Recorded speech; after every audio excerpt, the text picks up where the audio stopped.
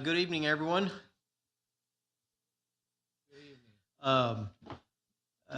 Let this begin or call to order the regular Planning and Zoning Commission meeting of Monday, May 2nd at 6:31 p.m.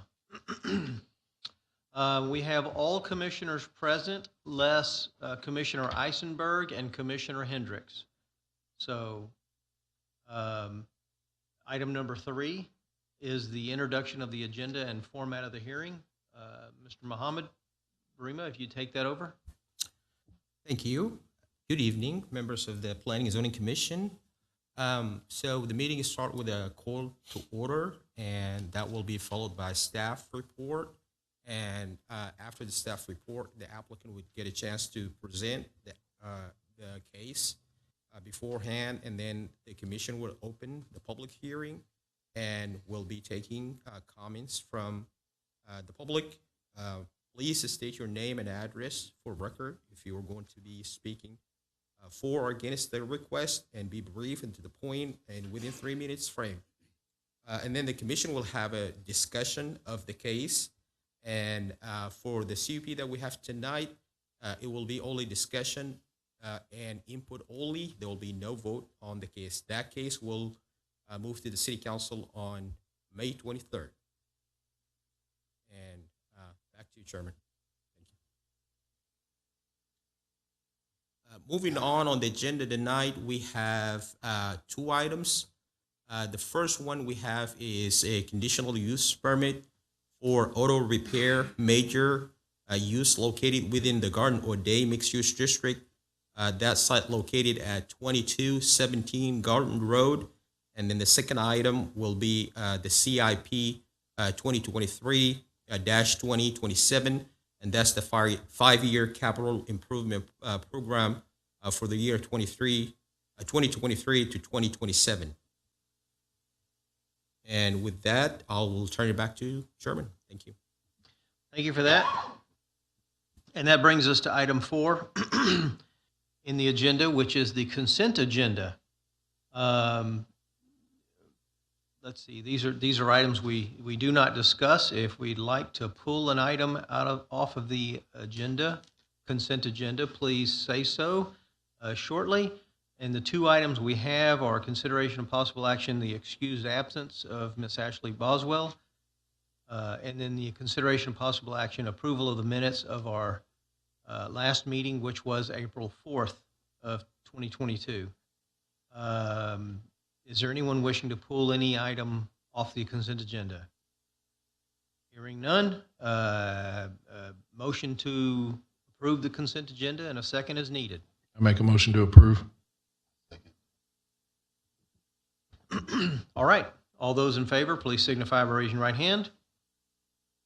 Measure passes 5-0.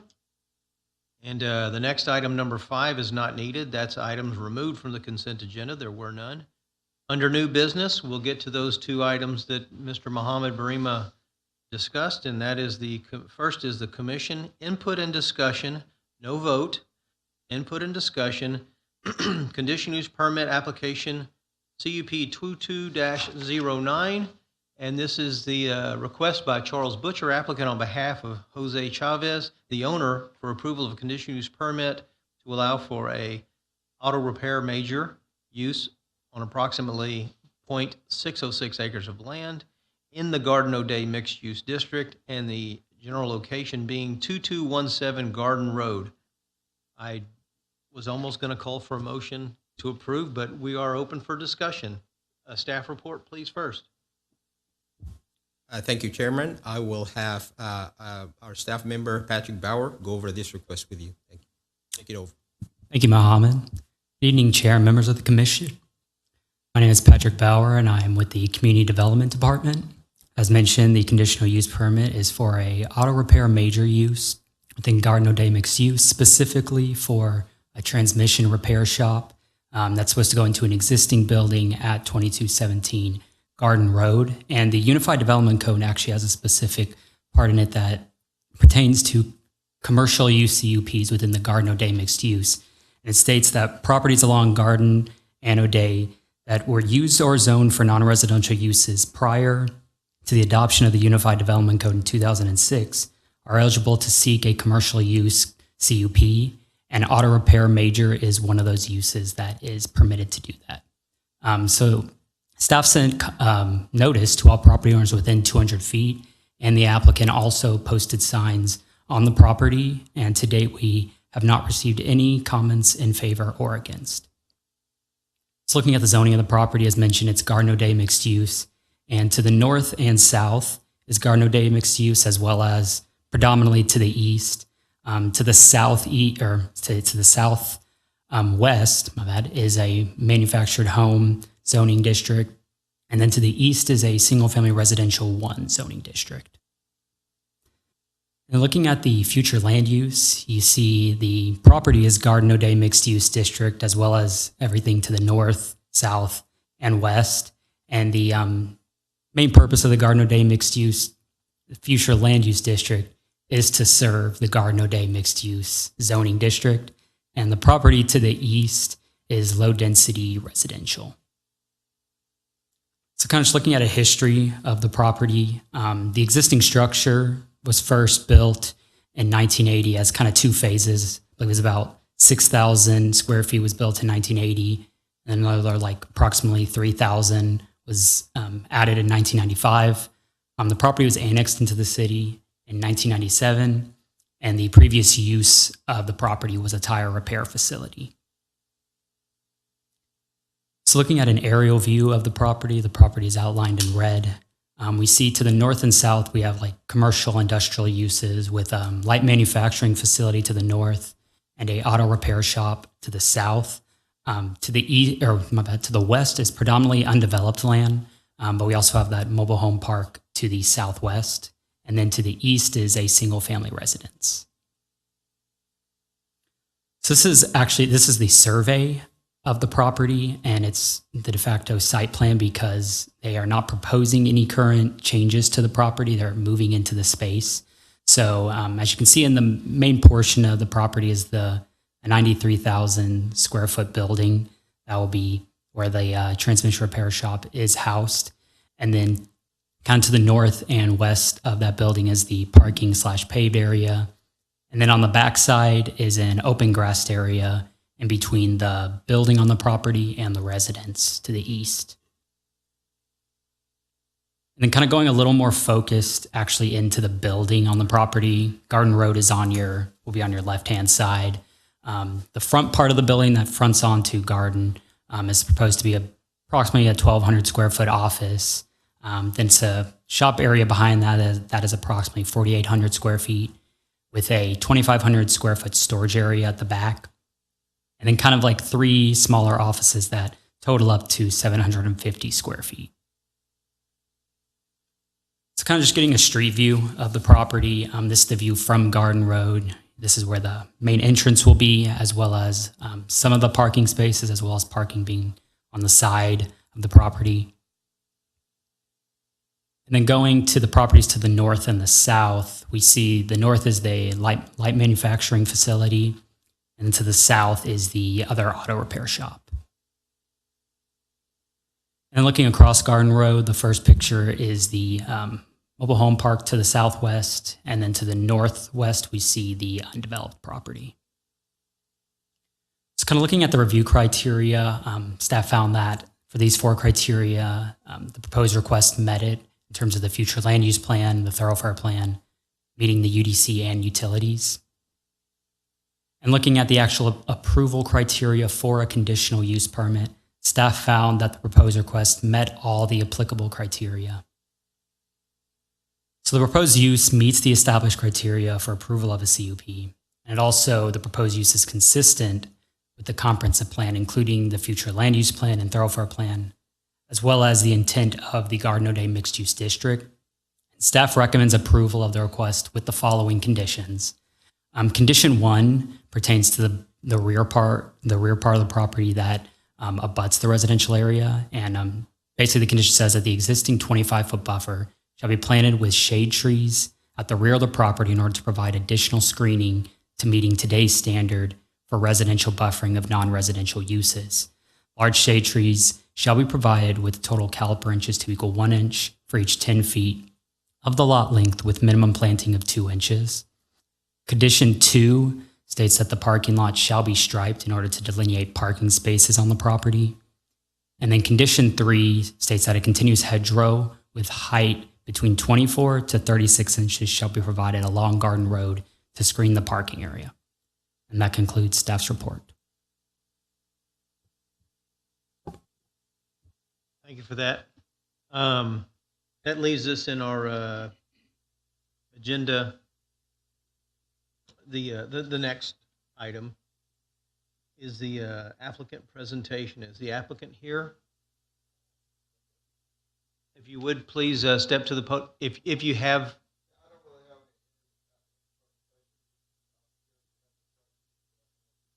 Thank you. I'll repeat that for the record since I have the microphone. The applicant wishes to not give a presentation. Staff's presentation suffices, and he's here to answer. They are here to answer any questions if we may have some. Thank you for that. That being said, then we go to persons wishing to speak for or against. Hearing and seeing no motions or anyone else, we'll go to the next item, and that is staff commission applicant discussion. And so commissioners? I have a question for staff. Aside from the auto repair shop we see on the screen, within maybe a 3 to 5 mile radius, how many auto repair shops are in this area? Or do we know?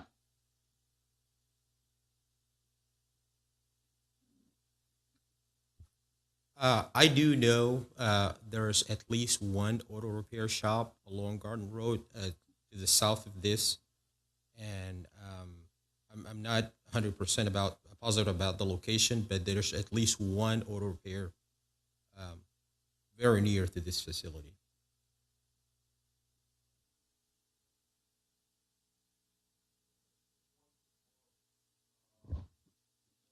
Excuse me, Mr. Butcher, sorry. I appreciate you providing the information, and I want you to provide it because it helps this commissioner address your issue, but we need your comments to be from the microphone. So if you step back, I'd appreciate it. And if you would be so kind to state your name and your address for the record, that'd be wonderful. Thank you. My name is Charles Butcher. The address is 2217 Garden Road. Okay, so the auto repair shops that I know of that are close to that area, a couple of buildings to the north is Randy Elliott Automotive. That's an automotive repair facility. And then directly to the south of me is Euro Car Pro, I think is what their name is. Yeah. Other than that, in a radius, in a 3 to 5 mile radius, I can think of 2 or 3 others. There's Eagle Auto Repair or Eagle Transmission and Auto Repair. There's the one they just built across the street from there, which is Galaxy. And there's, on 1128, there's one, and I don't know if that's within the 3 mile, if it's a radius. There's one that's, I don't even know what the name of it is, but it's fairly new. Okay, thank you. And in terms of what your auto repair shop will do, what areas will you specialize in versus the one that you're already near this auto repair shop that we see on the screen? Well, we do only transmission repair. Okay. Yeah. Thank you. You're welcome. I have a question. I guess the conditions that were discussed, have they been discussed with the tenant owner? They were provided in the staff report. We hadn't actually discussed them yet, but they were provided for them. The staff report was. Mr. Butcher, did you have any concerns about those conditions that that Mr. Bauer? I don't have any concerns about them. I'm wondering if the trees, if the shade trees that you're talking about in the back, I mean, have you seen what is back there? There's a really tall fence. Okay. And that's so we have certain buffering requirements, and the condition was based on overarching buffering requirements between non-residential and residential. And whenever a non-residential use is next to a residential use, we have the requirement. If, let's say you were like the Galaxy Auto that went in, if you were a new auto repair shop coming in, you would either have to provide a 25-foot buffer with a masonry screening wall with trees, or a 30-foot buffer with just trees. So they had the fence already there. And the idea with the condition is to bring it into basically if someone were to move in there and do a new development, what they would be required to do. Okay. Yeah. I have no problems with the conditions that are on the.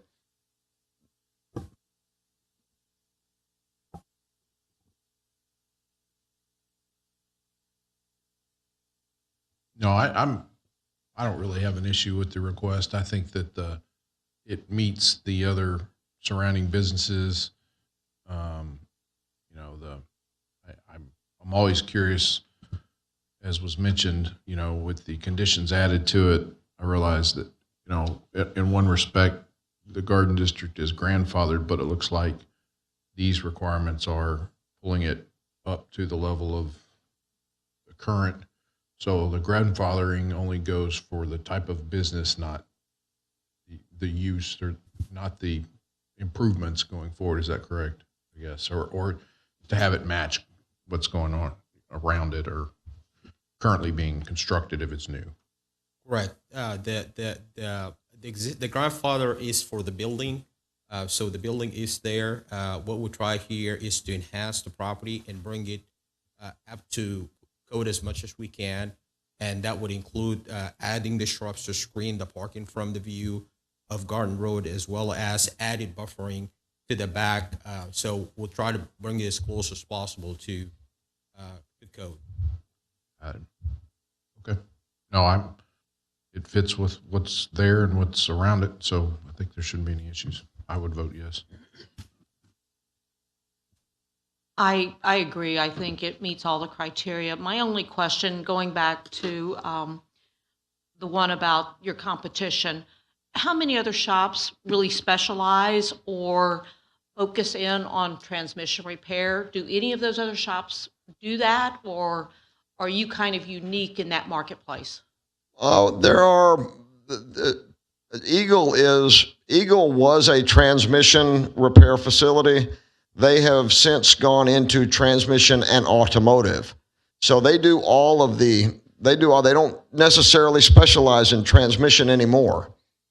The only other, there is Morrow's Transmissions, which is right there on O'Day and Broadway. They're a transmission specialist. The other transmission place in this area is it's on the corner of Broadway and 518 or 518 and 35. Can't think of the name of them right now. That's okay.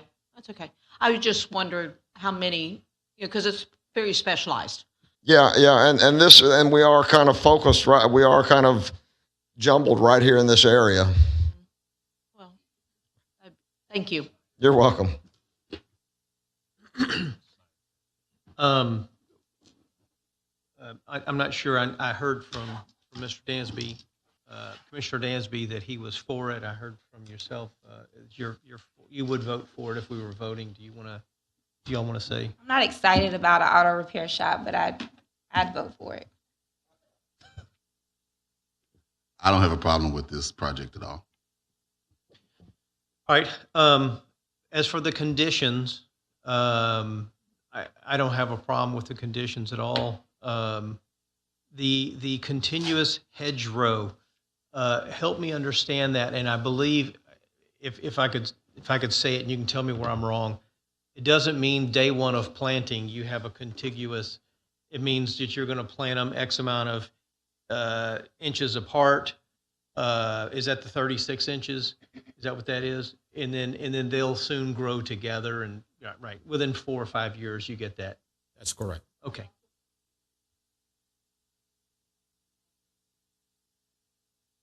The question was, the trees don't have to be a certain height. My understanding is it's going to be a caliper, and it's typically X amount of feet from the dirt line. It has to be 1 inch in diameter or 2 inches or what have you. So there is a specified area on that, and that's the difference between a $300 tree and a $700 tree, right? So choose wisely. Do keep in mind, and I noticed from the aerial photo that the gentleman behind you or the family behind you owns a pool. So I wouldn't get the ones that be nice to your neighbor in that count. There is a list of trees. Truthfully, there's a list of trees that are approved. The forester, for lack of a better term, has that, and the city will get with you on that, I'm sure. As for the parking lot striping, I think that's a wonderful idea. You would want that as well for your own business, and I'm sure you would have done it anyways. So as for the use, Garden O'Day, as I recall, we discussed this in great detail and back in 2007. I hate to sound like the old man on the board, but unfortunately, that's me. We discussed it in 2007. Garden and O'Day roads both were such a mixed use.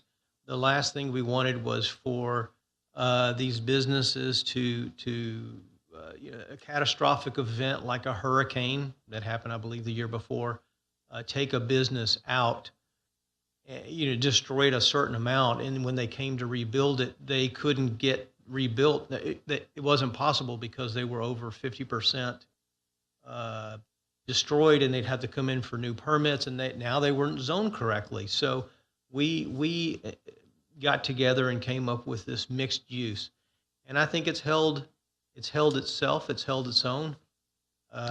There were neighbors that were notified directly behind you, and all those neighbors, nobody's shown up. So I think it's held its. What they did in 2007 was a good thing. So thank you. I would vote for it, and I wish you the best of luck. Council will be hearing this. Do we know what day? Will be May 23rd. May 23rd. Best of luck to you all. And thanks for putting your business in Pearland. All right, that'll move us to the next item, and that is the consideration of possible action, the 5-year capital improvement program, 2023 to 2027. Will we be voting on this tonight, or is this simply to hear the first round? Is this? Yes, you will be voting on this. You'll be making recommendations to the city council. Okay, so I guess we'll need a motion for approval in a second.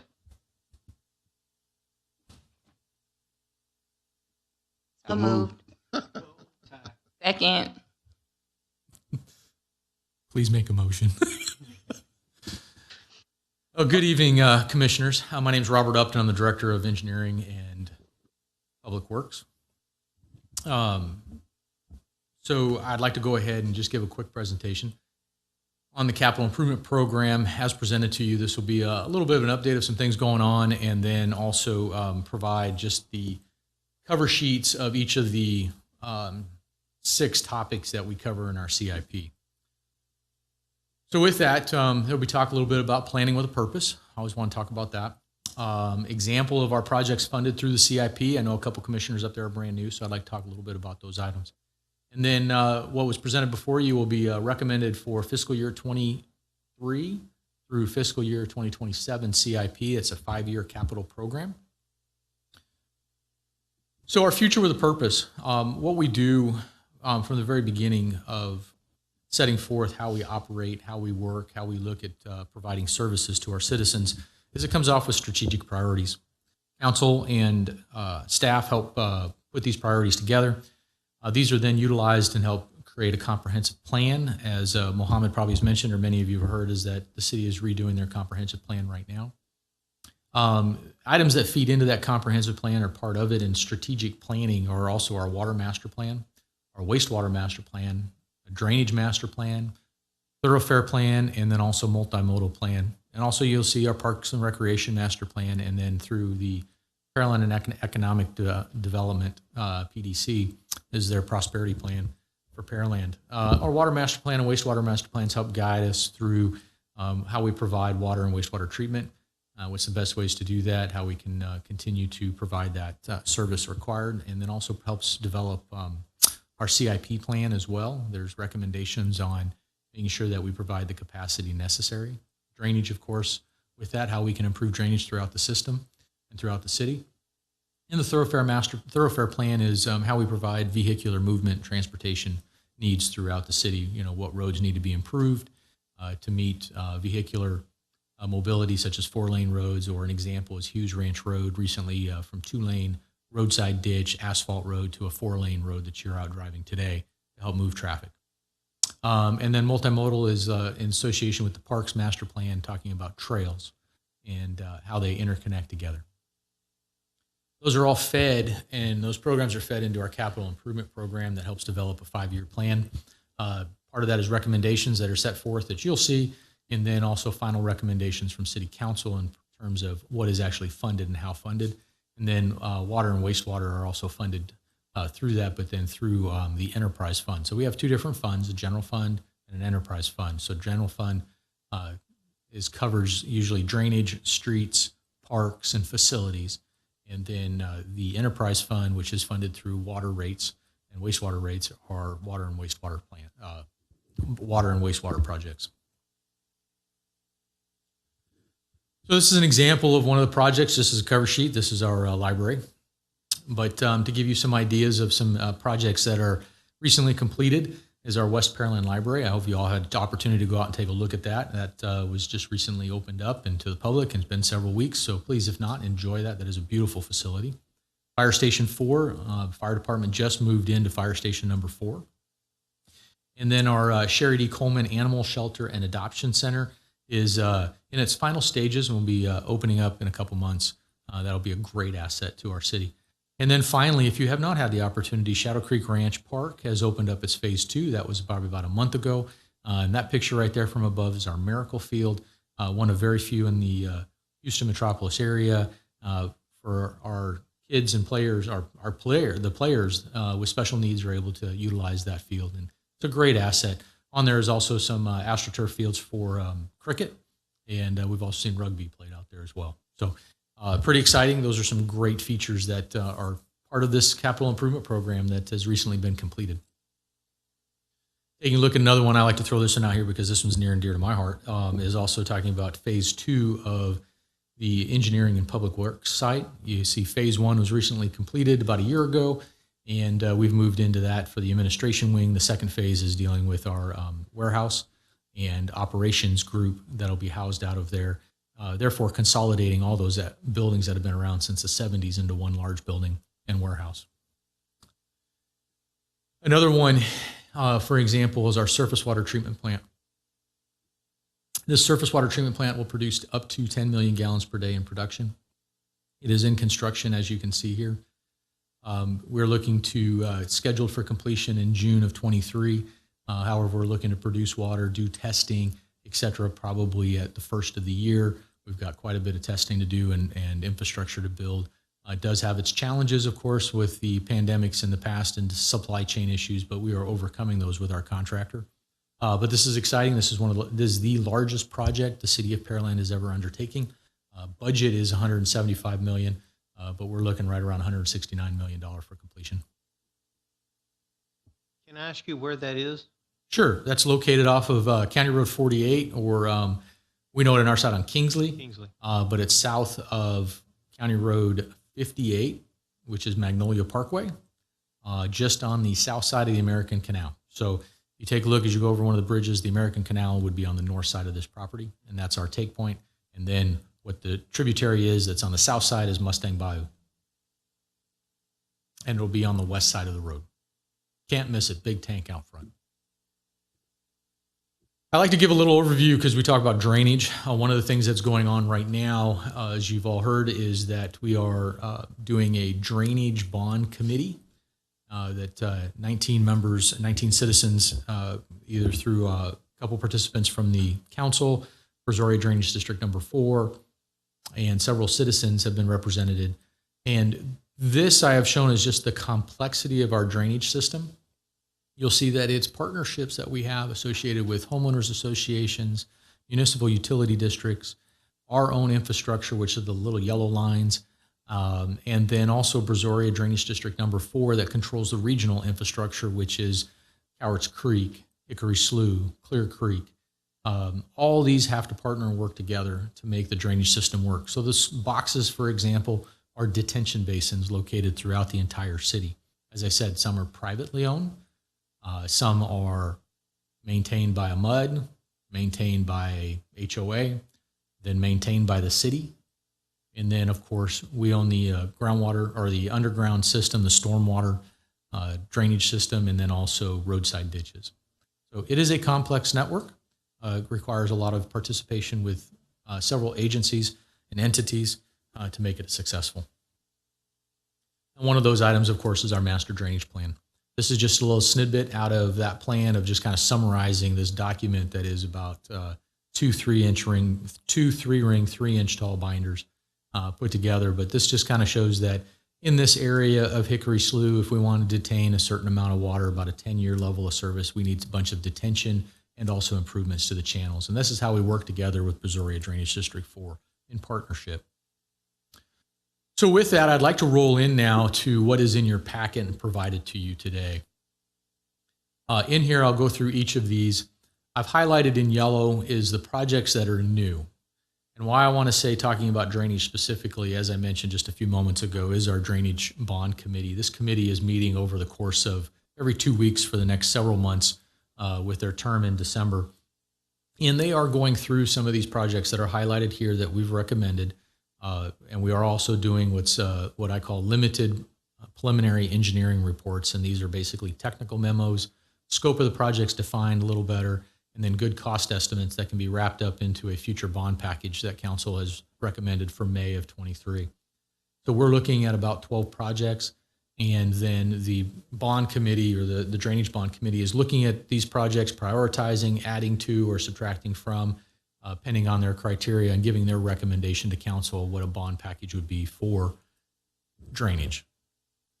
Some of these that are now in white, and I'll say Willowcrest, Wesley, those and Hickory Slough, those are actually under the 2019 bond program that was done that we started. Those are a couple in the drainage. And Willowcrest and Wesley are in construction.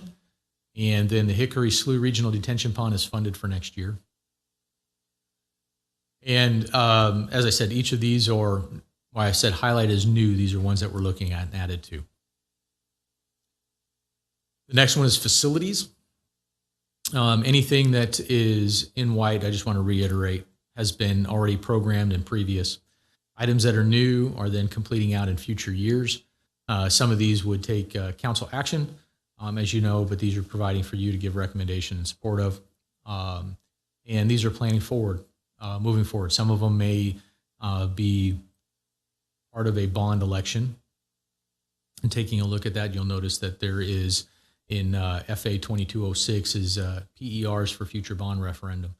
What was done a couple weeks ago with council is, was mentioned in the first reading of the ordinance. Next meeting, we'll talk about the second reading of the ordinance for budget adjustments. And in there has about 8 projects taking a look that are outside of drainage to take a look for PERs, those technical memos, and cost estimating to be included in the 2023 bond election as well. Parks, a couple of these Clear Creek Trail segments, you'll see here listed. These are what was done in partnership. As I said, we had lots of partnerships previously in how we worked together to develop these plans. Is with PDC is to create a trail network along Clear Creek in partnership with Harris County Flood Control, who is running the Clear Creek project that was awarded by the federal government after Harvey. Was that we've partnered with them to be able to have inserted in that project a space associated with a 10-foot trail. We broke these segments up all the way from 1.1 to 5.5 in small segments. And this area was from Pearland Parkway to Dixie Farm. There's some opportunities in here with this with Harris County Commissioner. They have a CIP program themselves. We submitted in to see if they would help participate to help fund this area. So that's why they're in here. And that's a 21-mile trail system looking at to happen over a course of time. We've already put in about 8.5 miles. And those have been funded with partnerships with HGAC, or Houston Galveston Area Council, our COG, to have 80/20 funding. Streets, as we take a look through, these are potential ones that are recommended hitting that are coming in 22, 23, 24. That's why the numbers are starting that way. About recommendations to council for projects that need to be done in our streets. Finally, that ends the items that are usually associated with the general fund or paid for by the general fund. We're heading now into water and wastewater, which are revenue-based or enterprise fund. We have these projects highlighted in yellow. The Cullen Elevated Storage Tank was a project that we had slated for a couple years from now, but however, we need to move it up due to some critical repairs that are necessary. So when we'll be looking to hopefully bid that out after mid-year. Then that associated with it is just normal projects that have been added to based on priorities, based on our studies, from ground storage tank rehabilitations to small water line replacements to enhance fire protection in those areas that have only 2-inch and 3-inch water lines. And then also, of course, replacing transite or old water lines with new and updated water lines. That's always part of our program, so we can have a tight system to avoid and to reduce line breaks for our crews. We get a little smaller just because we have a lot of work to do in our wastewater system, and that work is consisting of rehabilitating our lift stations. If you don't realize, we have 68 lift stations in our system, and so as we go through, we've done a wastewater assessment, and with that has recommended orders of magnitude to be able to repair and to rehab our lift stations. So that's what's expanded our system. You'll see at the bottom, of course, is years 26, 27, and I'm going to flip the screen real quick. A few more in 27. Those are our lift station rehabilitations that have hit our projects right now. Along with that, and I'm going to go back again, is that we also are doing replacement of our collection system. Many of it is many years old, and so we are going through and replacing that through a program called pipe bursting, where we'll insert another pipe inside of a pipe, and then that seals and tightens up the system, reduces breaks, reduces rainwater from intrusion, which then relates to more treatment that we need to do at our wastewater plants. So with that, that concludes my presentation. In your packets, you will have is that we also provide the description and justification in the project as well. If you have any questions, we can definitely talk about that. But for this presentation, was just summarizing what are new projects for you. Thank you for that presentation. I always told Trent Epperson this was my favorite night of the year for the P&Z. And I'll tell you the same. It was a great presentation. Thank you, Commissioner. I remember that from the last couple of years. You always said that to me when we were doing it virtually. I repeat myself. I appreciate it. Thank you. Commissioners, any comments? Okay, well, Before that, yes. I think this item is listed as a public hearing. Oh. Yeah. So I guess the staff report and the applicant presentation is one and the same. Are there any persons wishing to speak for or against? Seeing none, then thank you for that. That brings us to staff commission applicant discussion. So I had a couple of general questions. And you know, the first one that came out to me was the number of drainage. First off, the number of yellow was a lot more than I recall seeing ever. So that's throughout, and then especially in the drainage, and it made me think of, you know, how does that intertwine with that committee that's been formed, and I'm assuming that they're really looking into funding of these things, while this is a study of what needs to be done. So there's a couple things with that, Commissioner, and I'll highlight that, is that projects that that wish to be funded or are recommended to be funded have to be listed in our CIP. So to do that, we've put them in the CIP, and the funding obligation behind those, as we break down into more detail of the reports, would have is that, hey, this is set up for a future general obligation bond package. Now, that stating that in that accounting line is that if it doesn't pass or doesn't make it, then it would just be deferred. There's no funding obligation associated with it. It's not funded through like certificates of obligation or cash on hand or a grant. So these are funded solely by voter-approved general obligation bonds. So therefore, they still need to be listed in our CIP because otherwise it's a project that has no identification. So that's why they're in here. If you take a look, you'll see DR 2202 is the PER discussion for future bond referendum, that it was approved so that we could start looking at these packages, these projects specific for the bond packages. So you'll take a look and you'll see that there are probably about 12 to 13 of them that we have listed. Actually, I should say all of these in yellow that we have listed are ones that are being discussed by the bond council that we are reviewing and recommending. A couple of them are not having PERs, that being the master drainage plan update, regional detention for land acquisition, and the firm map updates. Those are ones that are pretty self-explanatory. They don't need a lot more discussion, so we have funding set aside or requested and recommended in the bond program for that. The rest of them are being evaluated to make sure we do have accurate budget numbers and scopes by engineering firms. Fantastic. I did notice a difference, and maybe it was there the last couple of years. I've been off the board for a while, and before, what I recall is if an item was under construction or it had really started, they pulled it off. And an example of, they pulled it off the CIP. An example of something that is not pulled off the CIP is the Mchard Road extension, for example. That's still on there. And I had a conversation with one of the commissioners today and said, oh, you know, once it's they start construction, they pretty much pull it off.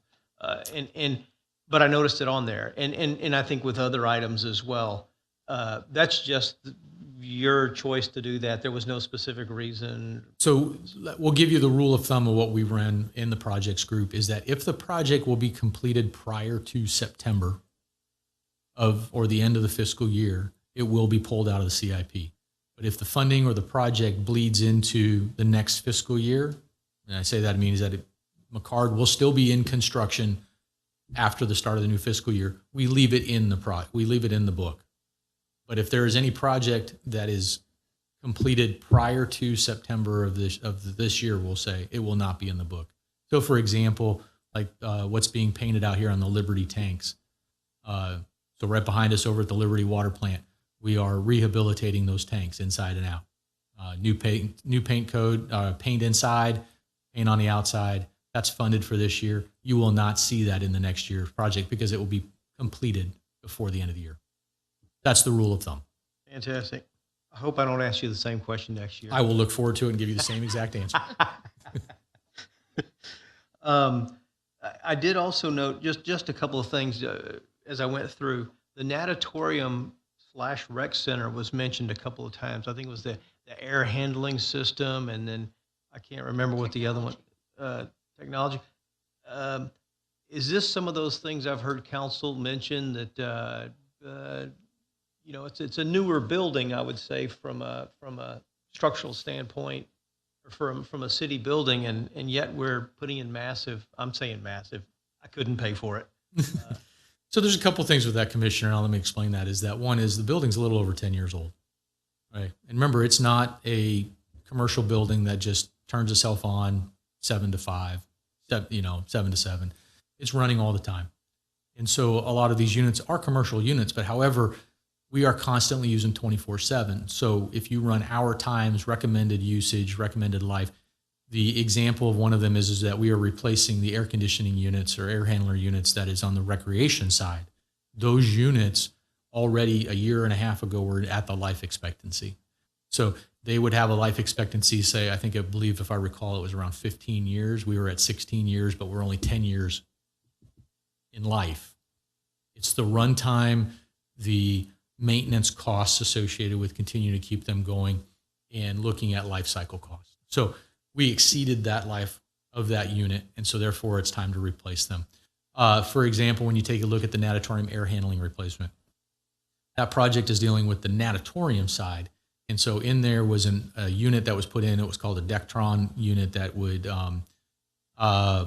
heat the water, do air conditioning of the system. We have had tremendous amount of history of repairs on that, and therefore has also shown replacing coils, replacing equipment that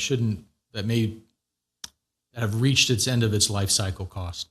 And so with that, it is time to replace that. So some of these units, it's just like the air conditioning in your house, the units in your house, they do wear out over time or siding that needs to be replaced. Our house bone structure may last for 30 years, but we got to do a little bit of uplift on the outside. This is the same situation. We have our mechanical equipment that is reaching the end of its life, and we need to go ahead and play.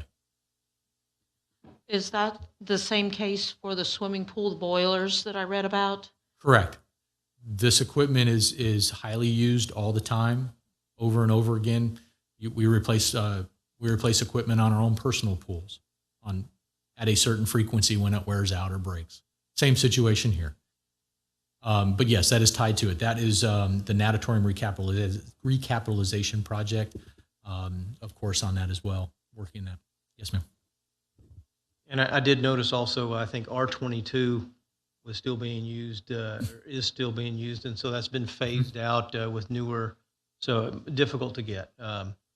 And then the last thing I had, and this is more of just an overall comment, the Bayley Road expansion, and I believe that was from, I hope I say this right, from Veterans, right there at the natatorium overpass. Overpass is it goes over the railroad track and then comes down.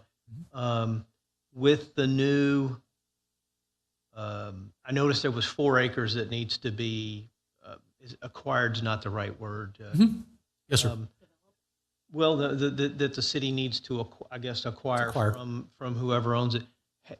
Was that taken into account? I'm assuming the answer is yes. With the change in use, and I believe the purchase thereof, with the change of from industrial to residential. I hope the city grabbed it while they could. You're talking about what would be off of 35. That's that parcel. Yes, sir, closer. I just assumed that that's where the 4 acres was. It might be the one on the other side. That's correct. Fantastic. So let me answer your question. Is that the the property that's rezoning wants to rezone or Alexander Burns. Yes, the Alexander Burns property. Thank you. They're off of 35 that would come up into the Bayley section. This project specifically will add the additional 2 lanes, new bridge, so it'll be a 4-lane road all the way from Pearland Parkway to 288. That completes that 4-lane highway, or 4-lane thoroughfare. The piece of property you're talking about is actually on the south side between the bridge and Veterans Drive on the south side, south of the rec center, Recreation Auditorium Center, and the Pearland ISD property. With that, we're working with the property owner to move the channel that's there, which is the old Cowards Creek, which is challenging. It has some challenges associated with the U.S. Army Corps of Engineers, and so we're working through that to see if being allowed to move that over, fill that in, and then have a new channel called Cowards Creek next to it, and then build our road. So that's where we are right now. So it's not on the side that you were thinking of, which is on the east side of the railroad tracks. Wow, that's an undertaking. Well, thank you. I like I said, I enjoy this, and I'll shut up before I get a pin stabbed in my back. If there's any, there looks like to be no more comments. All right, we have a motion and a second on the floor. All those in favor, please signify by raising your right hand. Before you announce the vote, I was just going to say, the vote was to approve. The motion was to approve the recommendation. That's correct. As presented by staff. Correct. Okay, just I think I heard somebody say so move and somebody say second, or I heard two people say so move and then a so move and a second. I wanted to do. I clarify did say, to approve. ask for the motion to approve, but should I repeat it how you said it? No, sir. I think if you had those words in there, it was so long ago now, my memory fails. I apologize. Okay. And what he said if I didn't. All those in favor, we've already voted. The measure passed 5-0. Thank you again very much. Next item is item number 7, discussion items, Commissioner's Activity Report. Anybody? All right. And next P&Z meeting is May 16th. Is there anyone that knows they cannot be here? We're having one check. Chairman, just allow me, just want to introduce. Oh, staff member if you- absolutely. Yeah. Please do. Okay, thank you. I want to welcome in our new staff member, Fred Fortner. He's going to be our new development inspector, and he is replacing Kyle Werner, if you remember him. So he will be assisting us with site inspections for planning and for urban forestry, and as well as zoning enforcement.